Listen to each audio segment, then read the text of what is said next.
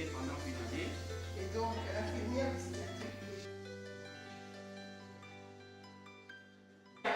Bonjour toutes et à tous, vous êtes bien toujours sur MC.News TV. Sur MC.News TV, aujourd'hui donc je suis dans mon fief, je suis à Namur et j'essaie un peu de couvrir toutes les activités des Namurois et Namuroises qui sont actifs sur Namur. Et aujourd'hui je reçois plus spécialement notre chère sœur, notre maman, qui va devoir se présenter tout seul dans quelques secondes tout à l'heure. Donc comme je le disais, bonjour madame. Voudrez-vous vous présenter aux auditeurs du MC.News TV? Je suis Miroy Kizami. Je suis la déléguée à la gestion journalière du comité afro depuis 2007 en tant qu'Africulture Namur. Et ensuite, en 2013, nous sommes devenus ASBL, l'Association sans but lucratif, sous la dénomination du comité afro-européen. Et à retenir, à part la visite sur notre site internet, à retenir, c'est que nous travaillons avec la diaspora africaine pour mettre en place des actions en Afrique. La diaspora africaine. Nous ne sommes pas une ASBL nationaliste. Donc quand je parle nationaliste, il ne faut pas le voir du côté négatif. Ça veut dire que nous ne sommes pas une association d'origine congolaise ou d'origine béninoise ou d'origine si. C'est vraiment une association d'origine dont les membres sont d'origine africaine. Et chaque action qui est développée en Afrique, ça peut être au Maroc, ça peut être au Mali, ça peut être au Bénin, au Congo, en Afrique du Sud, mais vraiment l'Afrique à part entière. Oui, merci. Et aujourd'hui, pour quelle raison vous avez fait venir aujourd'hui MC.News TV, en tout cas dans ce locaux, pour quelle raison nous sommes là aujourd'hui? Mais en fait, c'était une opportunité qu'il ne fallait pas rater. Donc, au niveau des Nations Unies, ils ont déclaré 2015-2024 décennie des personnes d'origine afro-descendants, donc les afro-descendants. Et au niveau du comité, toutes nos actions sont inscrites dans cette décennie, dans le sens où nous avons envie de savoir est-ce que les afro-européens ont un apport dans le pays même, le pays d'accueil. Et ici, cette particularité, aujourd'hui, en tout cas, lorsque j'ai été contactée par une des personnes qui régulièrement intervient dans nos actions à chaque fois que je l'interpelle, qui est Maudit, en fait, c'était il y a une commission, il y a un groupe qui a été désigné pour rencontrer les personnes noires, nous, la société civile, les structures afro-européennes, parce qu'en fait, on se rend compte qu'après avoir déclaré, l'ONU a déclaré la décennie des afro-descendants, on se rend compte qu'il y a peu de choses qui bougent. Donc maintenant, quid? Qu'est-ce qui se passe? Et ils avaient envie d'entendre un peu ce qui était facilité. Voilà, nous les avons invités à Namur, nous les avons accueillis et on a pu entendre, vous avez pu entendre les différents témoignages par rapport à ce qui fait que, même si en tant que Noirs, on est né ici en Belgique, malheureusement ou heureusement, on est toujours considéré comme étranger. Ça fait 40 ans que je vis en Belgique et je connais toute la Belgique parce que j'ai eu la chance de sillonner, de vivre un peu partout, tant du nord que du sud, mais on reste noir, on reste étranger. Donc en tant que nouvelle Belge, je resterai noire parce que j'ai mes papiers d'identité, mais je ne peux pas graver ma carte d'identité sur mon front. Mon identité, je la porte en permanence. Donc je continuerai toujours à subir les discriminations, les diverses discriminations dont nos frères et sœurs, nos mamans, nos papas subissent au quotidien, que ce soit que ce soit de l'agression. De nos temps, c'est devenu pernicieux en fait, parce que c'est un harcèlement moral, administratif, à différents niveaux. Et lorsqu'on ose en parler, en fait, nous sommes des affabulateurs. De maintenant, écoute, ça va, c'est bon, quoi. C'est pas, écoute, on a évolué. Oui, ça dérange.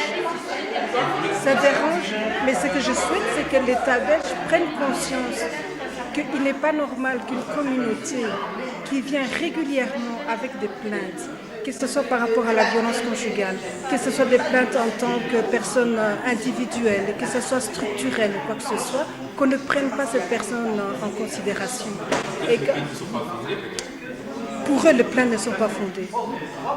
Lorsque moi, en tant que femme, je me présente à la police en disant, voilà, je suis victime de violences conjugales, et que le policier va se contenter de dire, oui, mais où avez-vous rencontré votre compagnon? Je l'ai rencontré, nous étions dans la même école. Ah, il n'est pas venu vous chercher là-bas en Afrique? J'ai dit non, je l'ai rencontré ici en Belgique. Ah bon, oui, vous savez, la femme africaine, elle est habituée à recevoir...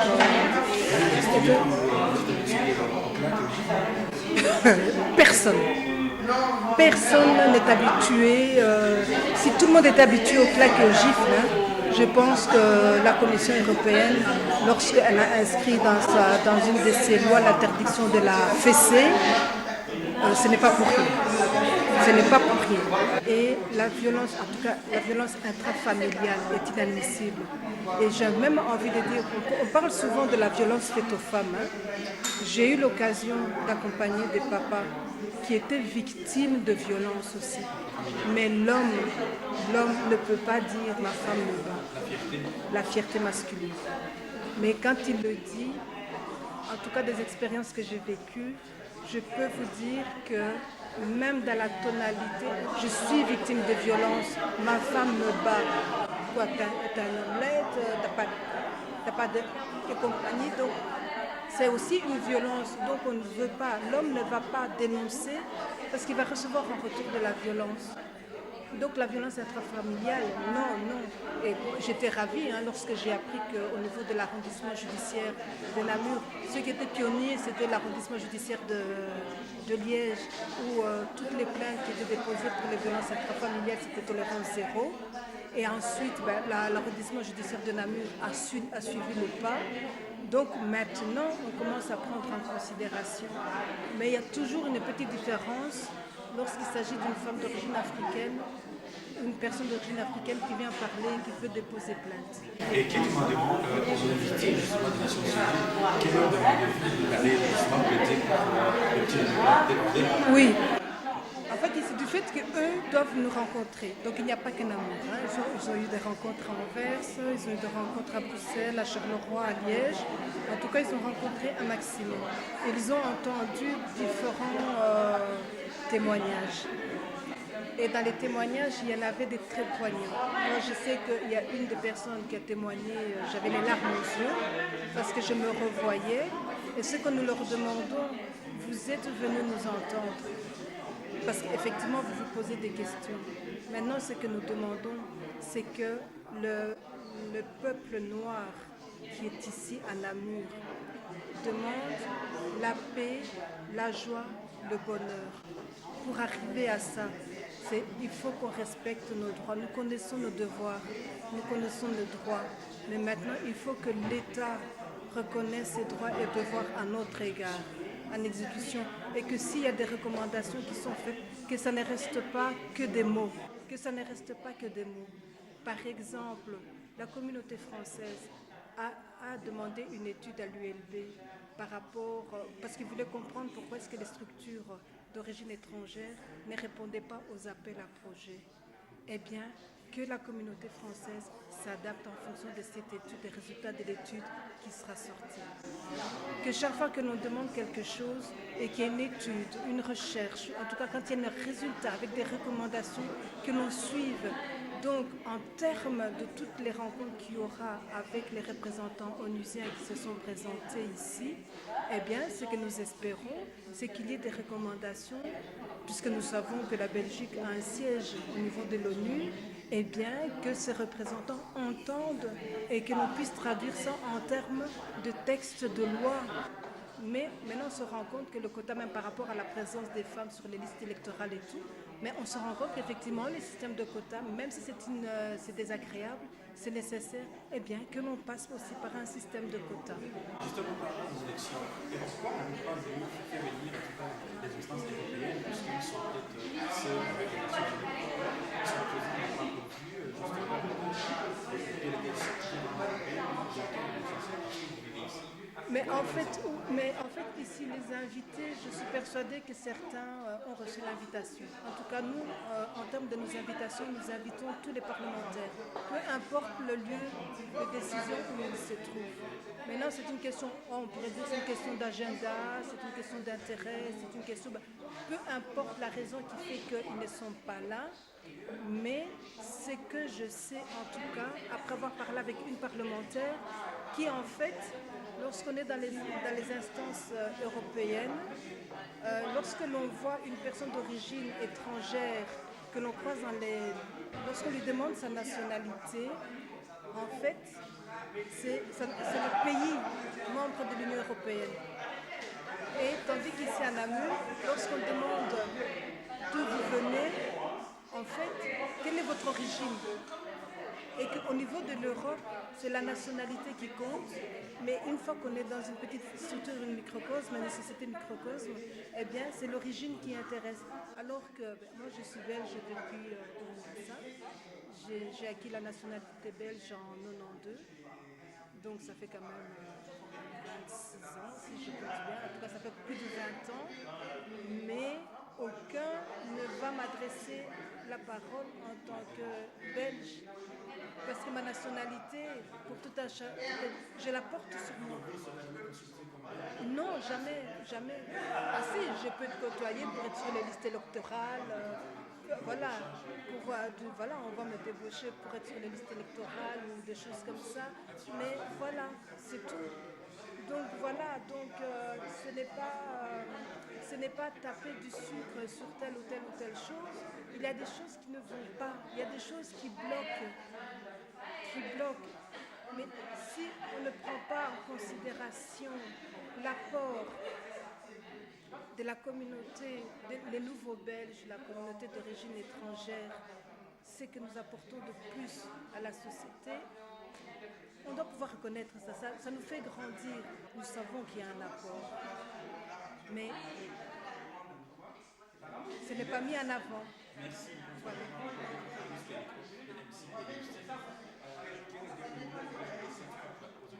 Aux éditeurs, moi d'abord j'ai envie de faire un peu de pub. Un peu de pub, c'est de les inviter le week-end prochain au premier marché d'artisanat africain de Namur, où on va pouvoir visiter, voyager dans différents pays d'Afrique à l'espace culturel d'Arscan, qui est une église désacralisée. Donc il y aura de l'ambiance avec un moment d'inauguration à 18h le 15 et le 16 il y aura un concert avec Chic Chewa et Noël Daya. Et puis le dimanche, ça sera la clôture. On aura des petits coups de main de la part des unités des scouts que je remercie énormément parce qu'ils se sont proposés pour venir donner un petit coup de main. Donc voilà, une action qui est purement la promotion de la culture africaine et qui voit plein de petites jeunes, des scouts de Rhin, de la Plante et de Belgrade s'impliquer. Voilà, ça fait plaisir. Donc voilà, donc c'est bonne invitation et surtout, rester fidèle à soi-même et à la chaîne MCP YouTube. Rencontre qui sera dirigée par Modi, Guido et moi-même. C'est la dernière rencontre de la semaine, donc je vous dis félicitations et thank you very much for your patience and your... Pardon? Ah oui, après, excusez-moi. Donc, je vais vous expliquer comment va se dérouler cette matinée. Donc, nous avons plusieurs intervenants qui ont préparé quelque chose, il y en a 6. On vous demande de parler entre 5 et 7 minutes. Guido sera le maître du temps. Ensuite, les experts de l'ONU vont poser des questions et interagir avec vous. Donc, ce sera plus une discussion. Voilà, merci.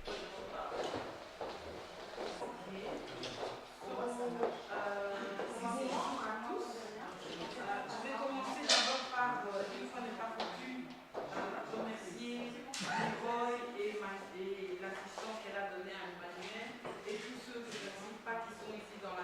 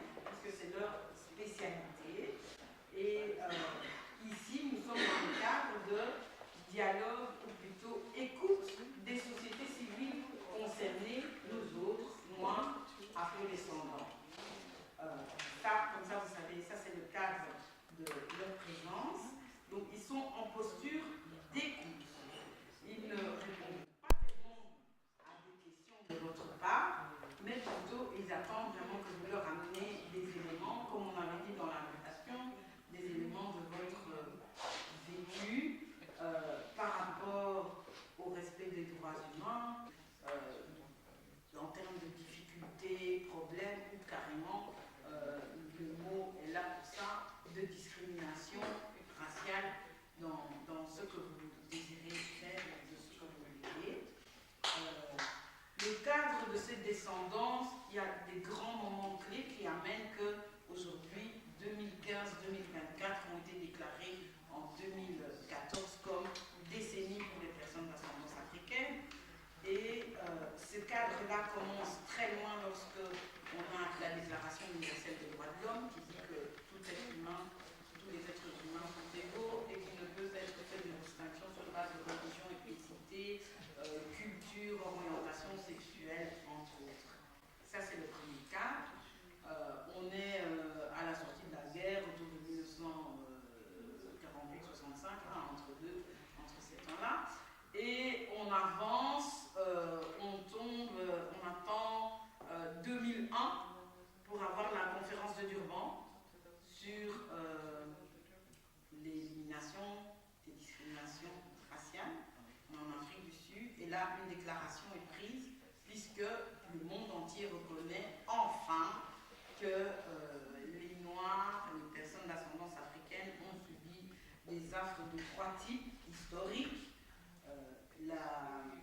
Le trafic esclavagiste, le colonialisme et les affres du capitalisme impérialiste, si je peux me permettre une vue politique aujourd'hui. Et donc, il faut prendre des mesures et prendre action pour arriver. Les mécanismes sont mis en place à ce moment-là pour pouvoir le faire. Et l'existence de ce working group pour les personnes d'ascendance africaine est l'un des mécanismes. L'audition des pays pour monitorer, voir si ça va ou ce qui ne va pas, s'il faut changer et prendre acte des mesures.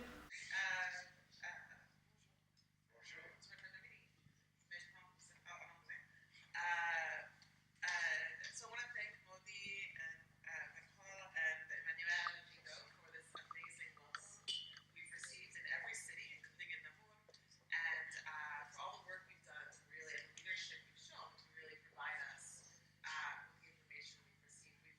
We've really benefited immeasurably, more than I can say, from speaking with people about what your experiences have been here. We're here on this country visit, as Modi has said, to investigate how people of African descent live in Belgium. Over the weekend, we'll be writing our preliminary findings and recommendations.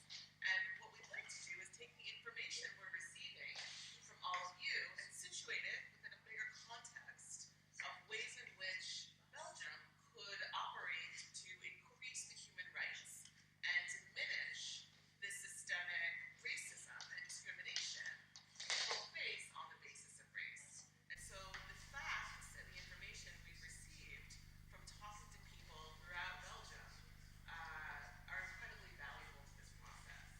So, as Modi said, we would like to, and also in terms of the decade, I know we're not going to see the video today, we do have a few brochures here with us that we'll leave for you to look at, in addition to watching the video on your own. But we would like to actually ask for your contributions. Really, anything you want to say is very welcome, but our specific areas of focus are typically education, housing, employment, health. We're also very interested in justice, including whether people are experiencing fairness in the justice system, in the courts, whether people are experiencing fairness from the police, whether there's a perception of being targeted by the police, whether people are experiencing violence from the police. It could be personally, it could be people that you know. But we're very interested in understanding what people's lives are like, what life is like for people of African descent here in Belgium. So I want to thank you all for taking this time and really welcome as much information as you can give us so that we can actually reflect it back in our report, reflect the voices of the people and not anybody else's voices. Responsable du comité africain-européen, c'est une structure en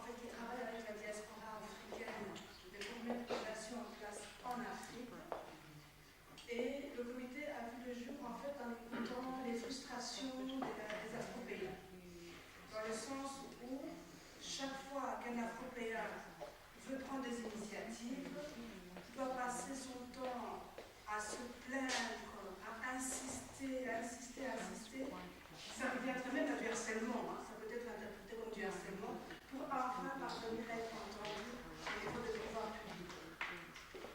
Et puis de là, en entendant les Afropéens, on a eu des plaintes par rapport à des femmes qui étaient victimes de violences familiales, intrafamiliales, et ça vient avec les vagues. À un moment donné, c'était des Ivoiriens, à un moment donné, c'était des Camerounaises.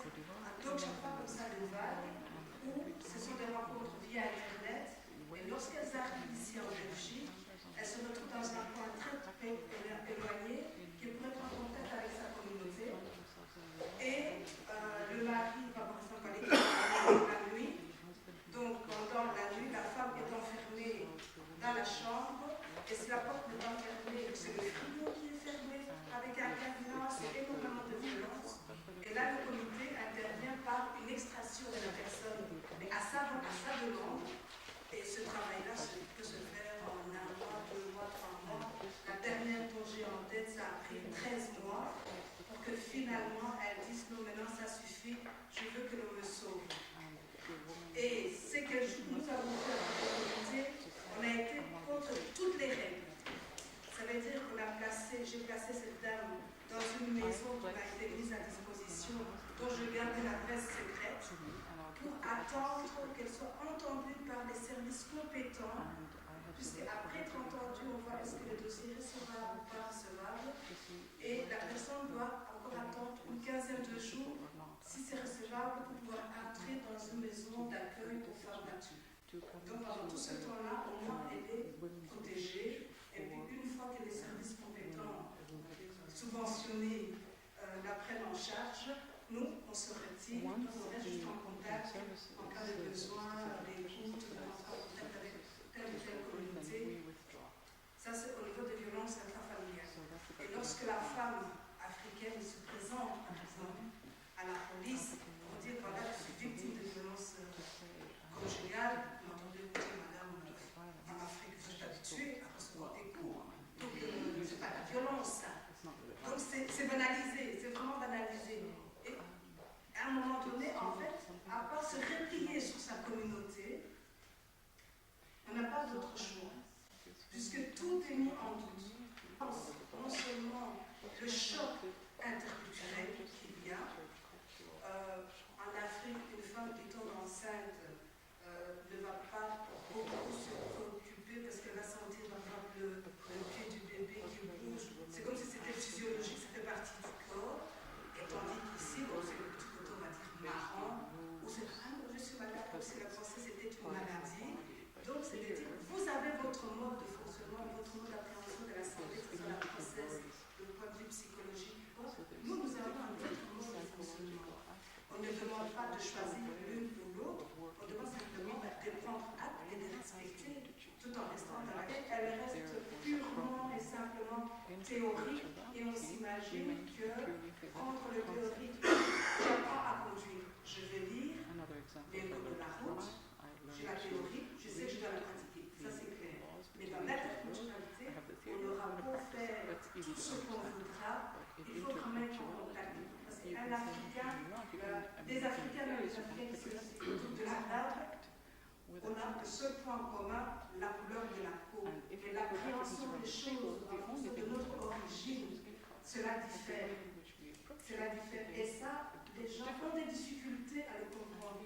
L'environnement ne vous cassez pas la tête, on doit comprendre, mais essayez d'avoir une globalité, mais avec beaucoup de spécificités. Et ça va faciliter, c'est très difficile, mais on peut y arriver. Et puis par la suite, d'autres frustrations par rapport aux actions que nous avons mises en place ont été, il y a une plateforme de femmes d'origine congolaise qui en fait ont voulu remettre un témoignage de tout ce qu'elles ont réalisé pour que leurs enfants sachent que tiens, maman et papa, et lui effectivement, ils vous disaient moi je suis en réunion pour telle chose, telle chose, telle chose. Et puis ces femmes-là ont eu l'idée de sortir un livre. Et au niveau du comité, on était un peu choqués parce que on fait tellement du bruit lorsque c'est un blanc qui sort un bouquin lorsque c'est un comité de femmes blanches qui sont américains, mais qu'ici, il n'y avait pas de bruit. Il n'y avait rien. Donc on a dit non, eh bien nous voulons présenter ce livre. Et on voulait présenter ce livre où en un lieu qui appartient à tous les Wallons, qui est le Parlement Wallon. Donc on a demandé, ils nous ont dit oui, on a fait la présentation, il y avait des parlementaires qui étaient présents. Et effectivement, elles se sont rendues compte qu'il y a des prises de conscience, il y a des prises de conscience, mais c'est se battre. Tu vas rester pour le public, je vais rester donc debout. Voilà, donc à Namur, je me sens chez moi. Miro a tout à fait raison. C'est la ville où j'ai vécu le plus longtemps. J'ai vécu plus de 20-25 ans ici à Namur, où je vois aussi les anciens comme moi. Donc, je pense que le papa d'Emmanuel qui est là, donc il y a Beata, donc Miro et tout ça. Tout ça, ça fait très plaisir de me retrouver à Namur parce que je me sens chez moi. Donc, welcome à Namur, on va dire comme ça. Et du coup, on va droit au but par rapport à ce qui nous concerne, c'est-à-dire tout ce qui est droit de l'homme. Déjà en 1948, c'était la première déclaration des droits de l'homme à Paris. Et donc, beaucoup d'entre nous, je crois qu'il y a personne qui était né en ce moment-là, mais quelques années plus tard, donc Maudit l'a souligné tout à l'heure, en 2001, il y a eu cette conférence à Durban contre le racisme. J'étais toujours ici à la maison en 2001, donc depuis 1987 jusqu'en 2001, j'étais toujours là. J'aurais dû normalement me retrouver aussi à Durban, mais avec le programme familial, le travail et tout ça là, je n'ai pas pu le faire. Mais en 2002, étant à Namur et ayant vraiment une famille qui commençait avec les enfants en bas âge, on apprend qu'à quelques kilomètres d'ici, on apprend qu'il y a l'exposition des Bakas. Les Bakas, c'est ceux qu'on appelle vulgairement les pygmées. J'aime pas ce mot-là, mais moi je préfère les appeler le peuple de la forêt. Le peuple de la forêt parce qu'ils ont la maîtrise de la forêt et grâce à la forêt, ils peuvent expliquer comment survivre dans la nature. Ça fait des millénaires qu'ils vivent là-bas et du coup, je me suis rappelé qu'en 1800, quelque chose comme ça, à Tervuren, on avait exposé aussi des personnes d'origine africaine. Il y en a qui sont morts là-bas à Tervuren. En 1958, c'était plutôt à Ezel, à l'Expo universelle. Et du coup, je me suis posé la question, mais Dido, nous sommes en 2002, est-ce que tu vas rester chez toi, dormir, ta conscience tranquille, et de te dire, non, j'ai à manger, j'ai ce qu'il faut, j'ai mon travail et tout ça là, j'ai senti que je ne pouvais pas dormir. Je me suis dit, non. Je vais parler un peu à certains de mes amis qui sont quand même sensibles à ces causes là-bas, pour que l'on puisse demander à ce que ce genre de choses ne se passent pas. Au début, nous étions quelques personnes à compter par les doigts de la main. Nous sommes partis, c'était à Ivoire, c'est à quelques kilomètres d'ici. Nous avons demandé à ce que l'on puisse démanteler cette exposition là-bas. Oui. On nous a fait comprendre, non, c'est un projet humanitaire qui a été subsidié par l'État belge, donc vous n'avez pas le droit de venir demander le démantèlement parce que ce projet va aider les Bakas chez eux. Alors, on leur a posé 2-3 questions juridiques. On leur a dit, bien écoutez, ce sont des êtres humains, n'est-ce pas? Alors, si ce sont des êtres humains, comme vous et moi, et que vous les avez fait venir ici en Belgique, où sont leurs visas? Pour que l'on sache réellement que vous les avez invités pour venir avoir de l'aide. Première question, sur le plan juridique, il n'y avait pas de visa. Donc on a dit, bon, ok, ça veut dire que vous allez les chercher comme on cherche du détail. Alors là, ils étaient coincés. Je vous assure que c'était une bataille très très rude. On y a vraiment payé du temps, de l'énergie et tout ce que vous pouvez vous imaginer. Mais l'exposition était prévue pour être menée pendant une année. Tellement il y a eu Donc vraiment, l'appui du monde entier. On a vu des gens qui venaient de partout, d'Afrique du Sud, d'Angleterre, des États-Unis. On s'est dit, waouh, c'est vrai qu'il y a beaucoup de gens qui sont sensibles à ces matières. Moins d'un mois après, cette exposition a été démantelée. On s'est dit, ouf. Mais après, il fallait quand même venir avec une proposition concrète. On leur a dit, vous savez, ces personnes qu'on a l'air de mépriser en disant, ce sont les pygmées, ils ne connaissent rien, ils ont absolument une connaissance de la nature.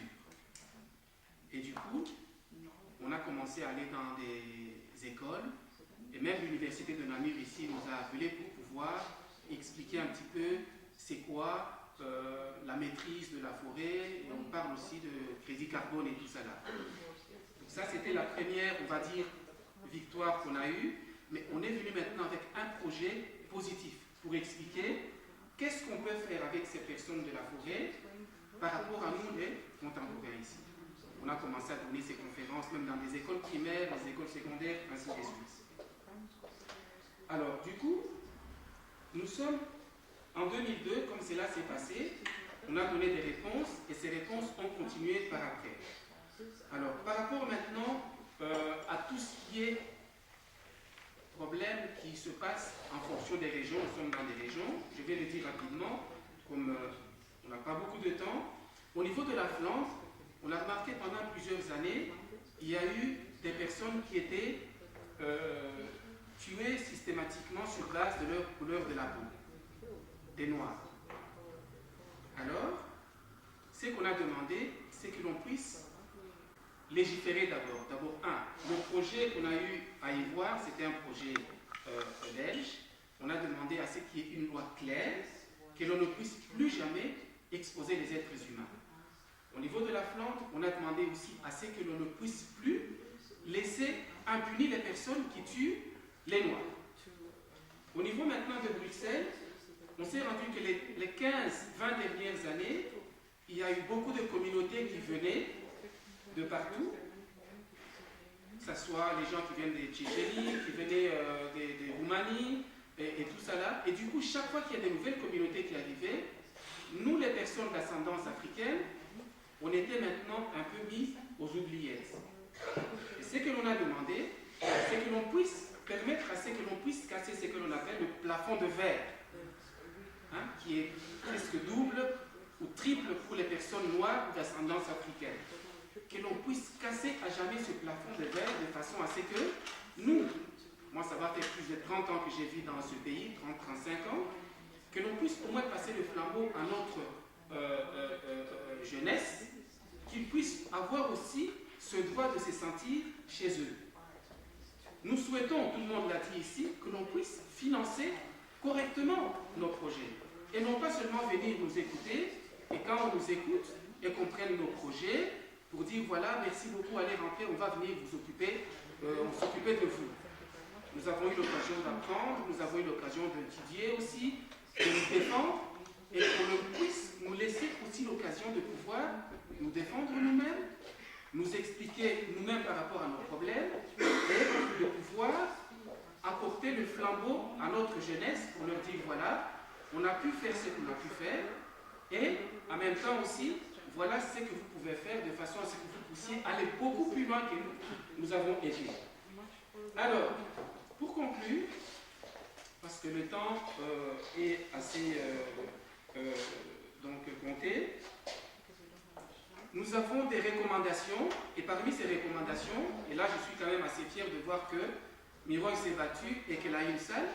Le souhait, c'est d'avoir dans toutes les grandes villes au moins une salle où les Afros ont l'occasion de se retrouver. Nous avons eu beaucoup de difficultés à Bruxelles, dans notre comité ici, que ce soit à Anvers, partout, de trouver une salle qui est à nous.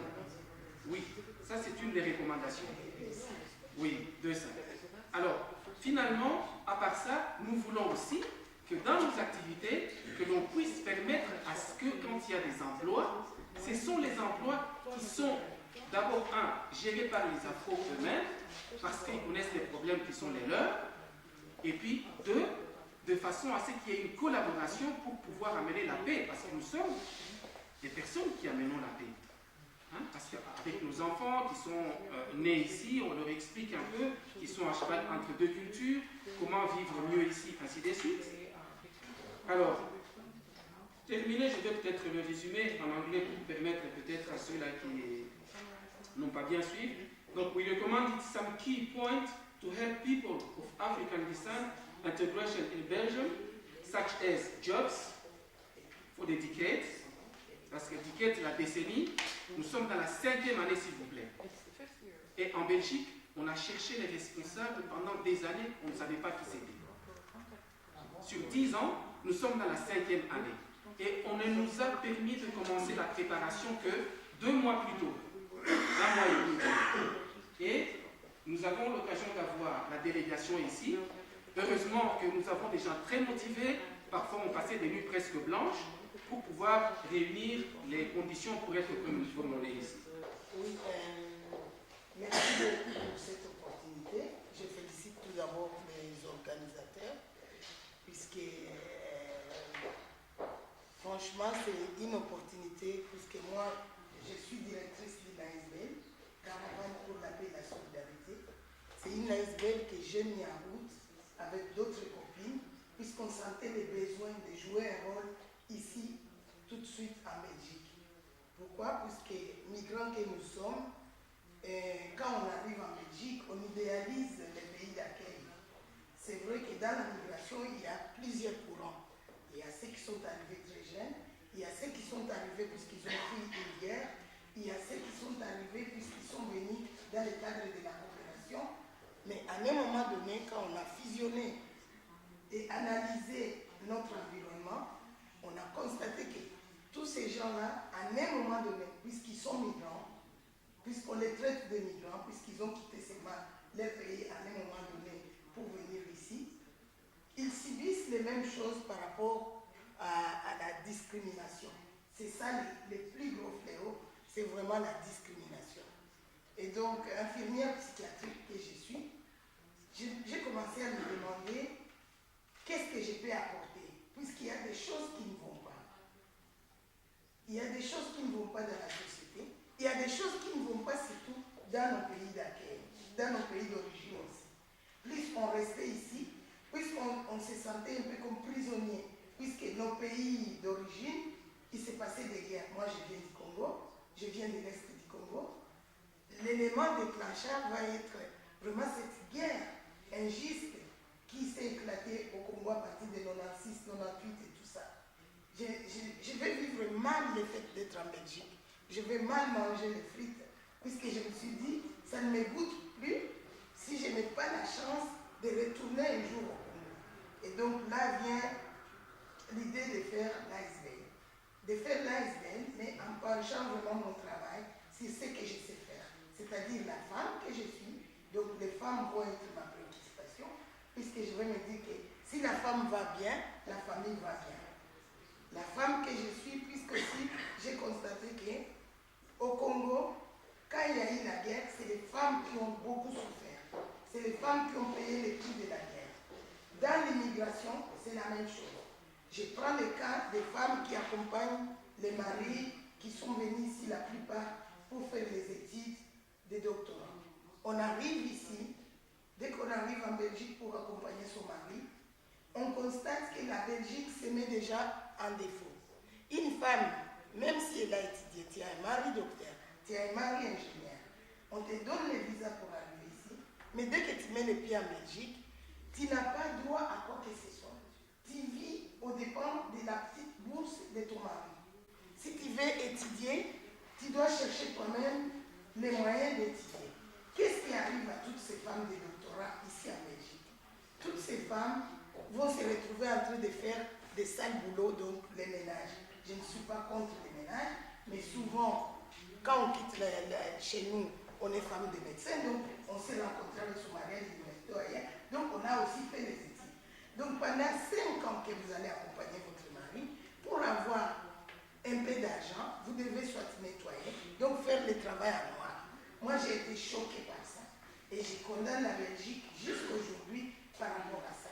Il n'y a pas de structure pour encadrer la femme du doctorat. Donc la femme qui vient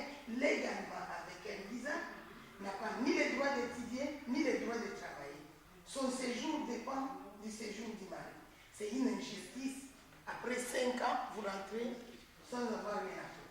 Vient la femme maintenant qui vient par rapport aux demandes d'asile. Cette femme-là qui va faire le parcours pour arriver ici avec les enfants, quoi, je l'ai observée de A à Z. Elle se retrouve aussi dans une sorte de centre de réfugiés où on va ignorer complètement ce qu'elle est. Donc, en bref, puisque je n'ai pas le temps de parler, la femme migrante, dans tous les cas, qu'elle vienne pour l'asile, qu'elle vienne pour la famille, elle va vivre des injustices.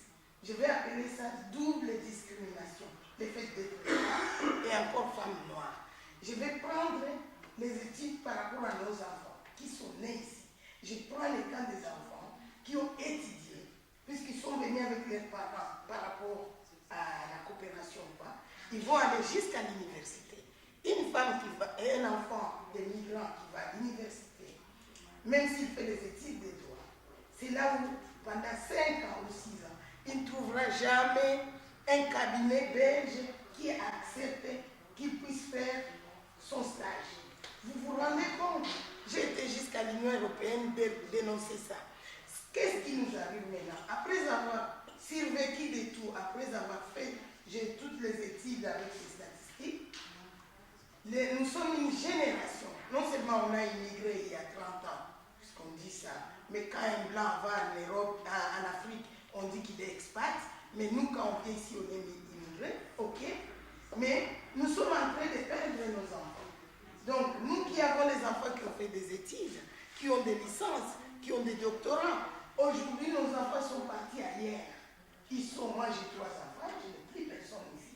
Donc, on nous fait souffrir encore une fois, puisque nous devenons des grands-mères qui doivent prendre des avions pour aller jouer avec nos petits-enfants. Donc, si ton enfant doit survivre, il y a cette injustice ici en Belgique. Jusqu'aujourd'hui, quand un jeune me demande de lui trouver du travail, je n'arrive pas à le faire. La Belgique se met vraiment en déficit de ces côtés-là. Au niveau des violences faites aux femmes, quelle politique j'ai utilisée? J'ai essayé de mener les combats des femmes migrantes avec les combats des femmes belges. Donc je ne veux plus qu'on sépare la situation d'une femme, puisqu'elle a sa couleur qui n'est pas la même couleur qu'elle a. Et ça a fait avancer les choses.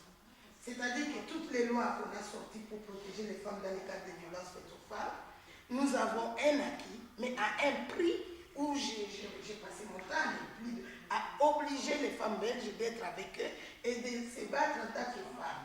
Ça nous a aidé d'avancer et de faire reconnaître que les femmes migrantes sont doublement discriminées et surtout triplement discriminées quand elles sont noires. Ok, les lois nous protègent. Maintenant, en pratique, comme Mireille l'a dit, aujourd'hui, par exemple, nous avons obtenu qu'en cas de violence intrafamiliale, quand la police se présente, il doit protéger femmes et enfants. Mais ce n'est pas le cas en Belgique. On doit encore former les policiers pour qu'ils puissent comprendre que les Noirs doivent être protégés au même titre que les Blancs. Or, aujourd'hui, je peux avoir des cas de femmes qui sont en train de fuir une violence intrafamiliale, mais j'aurais difficile à trouver un logement pour eux. Il paraît que je dois m'arrêter, mais moi, voilà. Donc, j'ai fait tous ces parallélismes. Je peux arriver au niveau de l'argent. La Belgique vote beaucoup de millions d'argent pour intégrer les personnes migrantes, mais toute cette enveloppe qui est votée chaque année est gérée par les non-migrants, c'est-à-dire tous les services qui s'occupent des migrants, à peine avec les plaidoyers qu'on a fait, qu'on commence à y mettre une personne et non. Par exemple, aujourd'hui, j'aurais souhaité qu'Astérie soit ici, puisqu'elle travaille chez Unia. Où est-elle? On la mettra jamais devant, je ne sais pas. Mais vraiment, c'est très très dur. Il y a des millions que la Belgique vote tous les jours, mais c'est les Belges eux-mêmes qui gèrent ça. Est-ce qu'ils vont comprendre? Ils vont décider des cours de citoyenneté, des cours de ceci, mais sans nous consulter. Nous sommes les experts de notre vie. On doit nous consulter et je condamne la Belgique pour ça. Je condamne la Belgique donc 2 fois, 3 fois par la prise de la recharge des femmes, nos enfants qui manquent de l'eau, les discriminations à outrance et puis le fait de faire semblant de voter des millions d'argent et se les donner savoir qui parle pour qui et à la place de qui. Et par ailleurs, quand une personne afrodescendante travaille au sein d'une structure traditionnelle, bien souvent, on observe et on entend qu'il y a toute une série de problèmes qui se posent, des pratiques, des propos, des incompréhensions. Et donc là, il y a d'autres personnes qui en parleront bien mieux que moi sur la manière dont ça se passe, mais ce qui est intéressant, c'est de voir que les structures traditionnelles ont en général assez difficile de gérer la situation correctement. Et donc, en général, il y aurait en fait des actions qui seraient prises ou des paroles ou on prendrait les choses en fait à bras le corps. Dans ce cas-ci, bien souvent, il y a plutôt une inaction, un silence, un malaise, et finalement, ça conduit à maintenir en fait le statu quo. Et il n'y a rien qui change, il n'y a rien qui est abordé frontalement. Et concrètement, ce sont les personnes afrodescendantes qui continuent à porter en fait le poids de la situation sur leurs épaules. Donc, au sein des structures mainstream, il y a des soucis qui se passent. Les soucis concernent aussi les collaborations ou les non-collaborations avec les associations afrodescendantes. Il y a déjà très peu de collaborations qui sont mises en place. Et lorsqu'elles sont mises en place, en fait, il y a une grande difficulté de faire en sorte qu'il y ait vraiment un statut de partenaire en fait, dans la collaboration. Et donc il y a une asymétrie à la base qui est énorme, matérielle, symbolique. Et l'asymétrie, en fait, elle n'est pas suffisamment prise en compte, ce qui fait qu'on la retrouve aussi dans le processus. Et donc de nouveau, d'autres en parleront bien mieux que moi, mais ça traduit aussi en fait toute une série de limites dans la manière dont l'antiracisme est envisagé et est prôné dans les structures traditionnelles, avec d'une part une difficulté déjà d'accepter l'idée d'un financement structurel pour les associations dites communautaristes, mais aussi quand l'idée d'un financement arrive, il s'agit en fait de voir qui va ouvrir le portefeuille, qui va renoncer à un financement ou à un temps de parole, mais là par contre il y a toute une série de réticences. Et donc, ok, on veut bien, mais pas forcément au détriment de nous. Et donc là il y a une limite qui est très présente.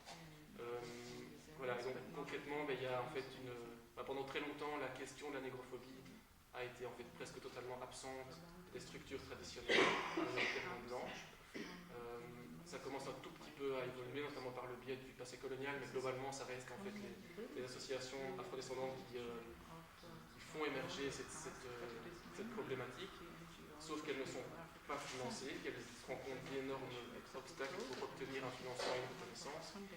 Et dans le même temps, les associations traditionnelles, celles qui travaillent dessus, elles sont très peu nombreuses, la plupart du temps, ce sont des personnes blanches qui travaillent sur ces questions. Et donc il y a finalement une sorte de perpétuation vraiment de vieux schémas coloniaux dans la manière dont la thématique est traitée, ce qui ne permet pas, à mon avis, de faire changer l'énorme ignorance et méconnaissance qu'on constate à l'échelle de la société sur la négrophobie, sur comment ça fonctionne, d'où ça vient, sur l'ampleur aussi, puisque souvent les personnes qu'on est amené à rencontrer en fait, ont tendance à relativiser donc l'ampleur en fait, de la négrophobie.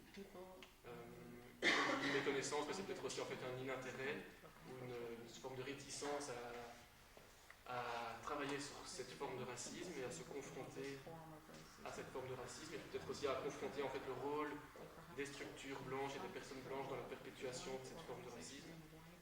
Puisque globalement ça reste perçu comme étant le fait d'individus déviants, mauvais, racistes, et donc pas du tout dans sa dimension systémique, ce qui fait qu'en fait la plupart des gens et les structures ne se sont pas concernés par le problème, et se sont même attaqués lorsque sont remis en cause l'une ou l'autre pratique ou propos.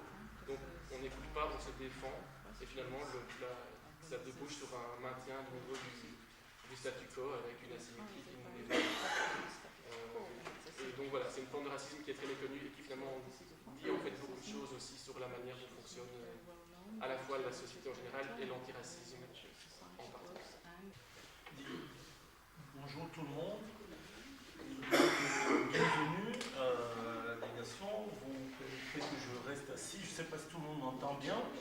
Moi je voudrais parler mais vraiment de la précarité parce que tout le monde évoque énormément tous ces éléments et qui s'emboîtent. Mon premier vœu avant peut-être même de commencer, c'est vraiment qu'après cette rencontre ici avec les officiels et les experts, on puisse continuer en tout cas ces débats à d'autres lieux avec divers acteurs, parce qu'il y a beaucoup de personnes qui n'ont pas pu être ici aujourd'hui et qui auraient pu alimenter vraiment l'échange.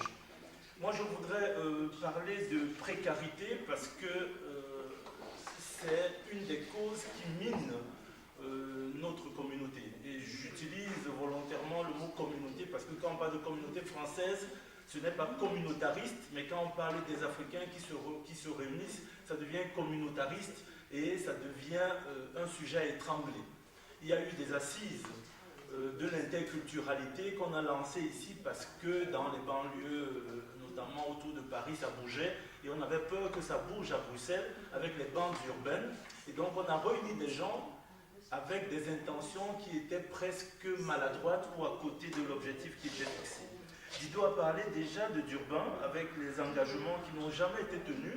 Donc depuis 2001, où la Belgique a mis sur pied un plan qui n'a jamais été adopté. Il y a eu les principes de Paris sur les promotions des droits et les protections des minorités, jamais suivis. Il y a les droits et les accès aux droits. Et je pense beaucoup de personnes, ou toutes les personnes, ont parlé de l'accès ou du non-accès aux droits, les droits auxquels on a aussi, comme le revenu minimal, notamment de survie, le revenu d'intégration sociale. Les gens ne font pas la démarche parce qu'il y a toutes les barrières qui se mettent. Et les barrières sont d'abord administratives. J'évoque quelques exemples pour dire que la discrimination, au sens général, est vraiment ancrée dans la société belge et dans la structure de l'État. Il y a d'ailleurs des choses qu'on aurait à dire. Moi, j'aurais voulu présenter presque aussi le sujet sur ce que fait UNIA. Il faut évaluer ce que fait cette structure qui est tout simplement un peu comme une force d'interposition qui constate et ne fait rien. Il faudra vraiment inviter les responsables de l'UNIA avec les communautés africaines pour dire de sortir les statistiques qui existent. Au nom du fait qu'on ne peut pas parler des appartenances religieuses, de couleur de la peau et autres, on choisit de ne jamais parler des problèmes qui existent comme la négrophobie. Et donc ça c'est un premier nœud qui doit vraiment être axé parce que ça fait qu'il y a une discrimination à l'emploi qui est structurelle en Belgique et qui existe. Depuis 2001-2002, il y a des dispositions qui ont été mises parce qu'on avait peur du bug de l'an 2000. Donc, il y a eu une disposition qui permettait d'engager les personnes d'origine non européenne au niveau de la Belgique sur le fait qu'on doit trier parmi les personnes qui sont quand même formées la pépite qui pourrait servir les intérêts belges. À ce moment-là, on parle vraiment des personnes, quelles que soient leurs origines, dans des secteurs qui sont clés. Un des aspects où je suis épidémiologiste et spécialisé dans les statistiques, et donc j'ai cherché des statistiques partout, et on n'en trouve pas, en dehors de ce qui est presque formaté et relu par l'État lui-même. La Fondation Europe Baudouin, avec qui je travaille de temps en temps, pour qui j'ai énormément de respect, passe aussi à la moulinette ces chiffres pour restituer ce qui est restituable, pour restituer ce qui peut être dit et pas ce qui est presque zappé. 61% des afro-descendants en Belgique ne se sentent pas belges, alors qu'ils sont belges. Et parmi eux, 86% sont vus comme des étrangers.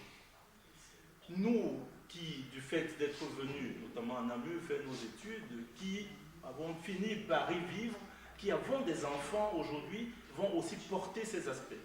Et donc je parle de précarité parce qu'on va être dans un glissement qui fait que de cette précarité monétaire, du fait qu'on n'a pas des emplois dignes de ce nom, ou à la hauteur du niveau d'études qu'on a, on se retrouve dans cette paupérisation, dans cette vulnérabilité.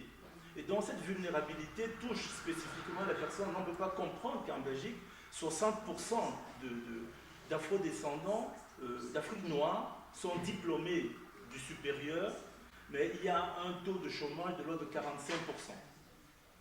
43% de Belges ont un diplôme de niveau supérieur et il y a 82% d'emplois chez cette population-là.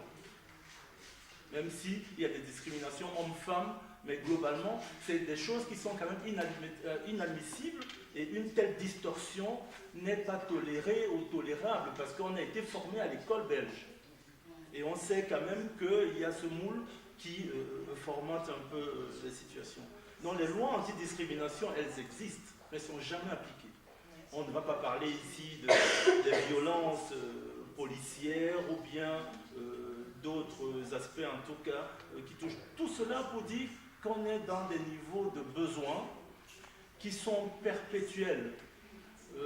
On sait que pour la plupart même des étudiants ou bien des anciens étudiants, des diplômés d'origine africaine, il y a une espèce d'exclusion qui fait que les besoins primaires même ne sont pas remplis.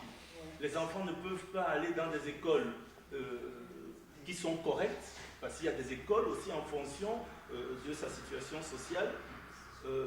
Au niveau du logement, il y a une discrimination parce qu'on ne peut pas acheter, on ne peut pas louer, on ne peut pas acheter si on n'a pas un bulletin de salaire correct, si on n'a pas les deux partenaires qui travaillent, et toute une série d'exclusions comme ça sociales qui font que les gens se retrouvent dans un seuil de vulnérabilité tel qu'il suffit d'un accident de la vie comme une maladie pour pouvoir tendre vers l'exclusion sociale.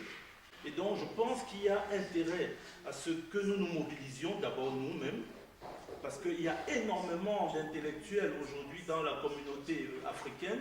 Je pense qu'on devrait s'unir, on devrait se réunir pour pouvoir évoquer un certain nombre de choses. Mais l'histoire des personnes et cette précarité, notamment financière d'abord, fait que beaucoup de personnes ne vont pas. Et cette image qui est accentuée par la télévision au niveau de la Belgique est quelque chose de délétère pour notre communauté. Bonjour madame. Bonjour. Et comment vous appelez? Je m'appelle Maudine Tamboué. Et vous êtes de quelle origine? Je suis d'origine congolaise de la République démocratique du Congo. Madame,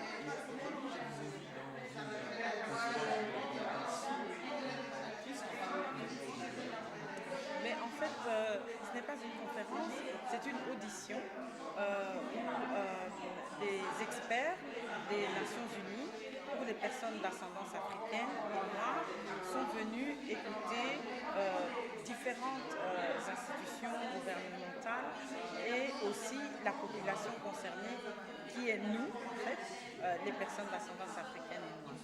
Et nous, ici, ce que nous revendiquons, en faisant ces rencontres, je suis en fait pour je suis la coordinatrice des rencontres nationales et nous faisons cela afin que les personnes puissent rapporter les faits vécus en matière de droits humains, de droits civils, d'accès à la santé, à l'éducation, à l'emploi et au logement en Belgique. Mais en fait, ce n'est pas une question de nous avons tous les droits. Certains de nos droits ne sont pas respectés. Nous revendiquons en fait la jouissance pleine et entière et équitable de tous nos droits, dans le sens où, encore aujourd'hui, nos populations souffrent de façon criante de discrimination. La population, c'est nous. Donc je le fais pour nous. Je suis congolaise, africaine, et je ne le fais pas que pour moi. Je le fais pour vous, je le fais pour nos enfants, je le fais pour nos frères et sœurs familiaux et de la grande famille africaine. Je vous ai entendu intervenir dans juste cette intervention que vous avez fait venir aussi à la rue. C'est quoi la cause aujourd'hui que vous êtes victime de cela? De quoi vous êtes victime en fait de Moi, je ne me mets jamais en position de victime, je suis survivante. Donc, je vis et survis les faits de racisme, comme d'autres. Toute personne qui est noire, africaine, noire de peau, qui a vécu ici, a eu au moins une fois dans sa vie une rencontre qui lui fait rappeler qu'elle est noire, sa couleur de peau, qu'elle n'est pas d'ici, qui l'a fait diminuer par rapport au passé historique. Ce n'est même pas que ça m'embête, c'est anormal. C'est une anomalie puisque tout être humain a droit de vie et a droit d'être respecté dans sa dignité. Le racisme est un système qui a été instauré au bénéfice d'un groupe de population pour dominer d'autres. Et donc, il y a des gens qui sont racistes par héritage, parce qu'ils héritent d'un système qui leur a fait convaincre, ils ne savent même pas qu'ils le faire croire qu'ils sont le peuple dominant. Point. Et donc ils ne sont même pas conscients que c'est un héritage négatif. Certains sont ignorants, d'autres, par contre, je pense, j'estime, ne sont pas ignorants et sont consciemment coupables, des intellectuels, des gens qui ont une certaine éducation, qui ont eu une formation historique qui leur permet de savoir tout cela, le sont sciemment par choix parce que c'est leur envie de dominer l'autre. Comme on dit, c'est un langage que vous n'aimez pas, vous êtes d'origine congolaise. Quel avenir pour le Congo? Ah, non, c'est pas que c'est un langage que je n'aime pas, je ne sais pas d'où vous tenez ça, mais par contre, quel avenir pour le Congo? C'est quel avenir pour les enfants du Congo, pour les Congolais, parce que le Congo n'est que, je dirais, le territoire qui rassemble la population, se concentre.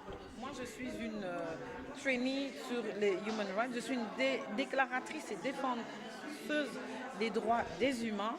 Et l'avenir pour le Congo, c'est l'avenir pour les Congolais. Et l'avenir pour les Congolais, c'est les Congolais qui doivent avoir la liberté juste de la déterminer. Donc de pouvoir dire ce qu'ils veulent comme modèle éducationnel, ce qu'ils veulent comme modèle économique, ce qu'ils ont comme projet de vie, ce qu'ils veulent pour leur santé. Donc l'avenir du Congo, ce sont les Congolais du Congo au Congo et de l'extérieur comme moi. Parce que nous, notre mission ici aussi, c'est de dire au monde que les Congolais sont les maîtres de l'avenir. Pareil. Parce que les objectifs sont entièrement les mêmes. La terre africaine est une terre diverse, qui a plusieurs populations, qui a une très longue histoire. Avant la rencontre avec l'invasion des autres peuples, et c'est à ça qu'on doit se souvenir. Et elle va au-delà des frontières qui nous ont été imposées par l'extérieur. Pour moi, je suis chez moi quand je vais au Ghana, je suis chez moi quand je vais au Nigeria, au Kenya ou en Afrique du Sud. Je suis sud-africaine ou angolaise quand je suis en Angola. Est-ce que vous êtes plus européenne, africaine ou américaine? Non, je me sens moi. Je me sens moi et j'aime me sentir chez moi là où je suis. Là où on se sent bien, c'est là où on se sent chez soi. So I just encourage you to look at UNESCO Volume 9 in this concept of Global Africa. And what it does, it highlights Africa's contribution to modern civilization, science, art, and literature. So these are the things, and this is important, and this is why the decade is so very important and vital to not only to white Belgians or white Europeans or just whites generally. It's important to them, but it's also important for young people of African descent to know that they are part of a rich history and a rich tradition of people who have made positive contributions globally. So again, I thank you very much and thanks for listening. Have a good day.